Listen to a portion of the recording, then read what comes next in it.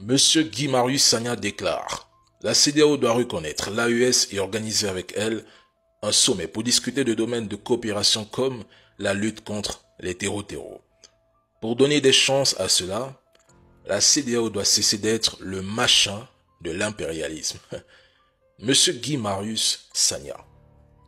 Vous dites cela parce que vous redoutez de lourdes conséquences pour les pays de la CEDEAO. Et c'est bien de le reconnaître, mais clarifions ce que vous ne dites pas. Que la CEDEAO reconnaisse ou non l'AES, celle-ci va accélérer la mise en place de ses propres mécanismes de défense et de lutte anti-terreau. Elle le fera en s'appuyant sur des partenaires extérieurs ou d'autres pays africains intéressés par une coopération sécuritaire avec elle. En ignorant l'AES, la CEDEAO va perdre en influence et en légitimité, surtout si d'autres pays de la région décident de suivre l'exemple du Mali, du Burkina Faso et du Niger, ce qui ne saurait tarder. Une fracture durable affaiblira sa capacité à gérer les crises régionales et cette fracture est imminente au sein de la CEDEAO, il faut le dire. Peut-être que les anti-AES n'y comprennent absolument rien et laissent simplement parler leur frustration, leur ego et leurs intérêts personnels le cachent.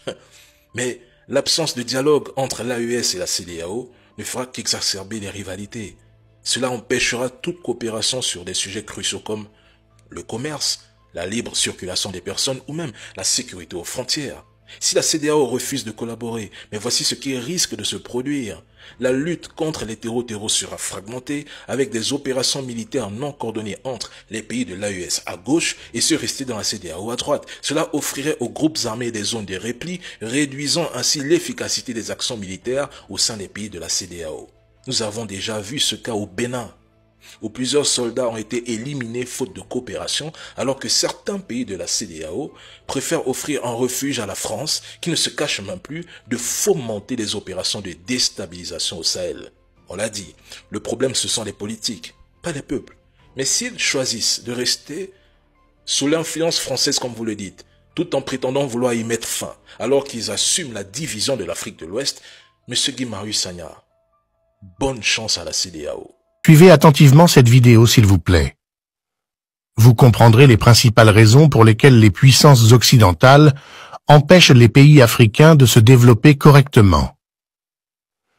Avant de continuer, aimez dès maintenant cette vidéo en cliquant sur le bouton « J'aime ». Cela montre à YouTube que la vidéo vous apporte une information utile et elle sera proposée à d'autres personnes. N'hésitez pas à partager cette vidéo sur Facebook et WhatsApp pour ouvrir les yeux au maximum d'Africains. Merci pour votre soutien. Poursuivons maintenant. Après ça, écoutons le général Yakovlev. Nous avons dit aux Ukrainiens qu'ils ont un certain nombre de terres de grande valeur. Et nous voulons une garantie par rapport à tout ce que nous avons investi là-bas. Nous voulons une garantie. Nous leur donnons de l'argent à l'appel, nous leur donnons de l'équipement. Et les Européens ne suivent pas ces investissements. Ils devraient payer au moins autant que nous. Nous avons un océan qui nous sépare de ce conflit. Eux, non. C'est plus important pour eux que ça ne l'est pour nous. Pourtant, ils payent beaucoup moins que nous.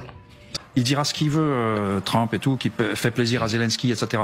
Il passe son temps à faire plaisir à Poutine. Et avoir donné à Poutine l'argument du Canada et du Groenland. Pourtant, ce même Yakovlev affirmait que... Il a perdu, il ne le sait pas encore. Mais la vérité finira par faire son chemin. Ça va durer combien de temps? Alors là, pour les pronostics, bon, ça peut durer quelques jours, au sens d'un effondrement, comme ça peut durer des mois. La France regorge décidément de super-héros. On a eu Bruno Le Maire qui prophétisait l'effondrement imminent de l'économie russe. Et aujourd'hui, c'est le général Yakovlev qui joue les donneurs de leçons en traitant Donald Trump de menteur. Rappelons qu'en 2022, ce même Yakovlev annonçait fièrement que la Russie avait perdu et que Poutine finirait par s'en rendre compte dans quelques jours. Alors, qui sont les vrais guignols?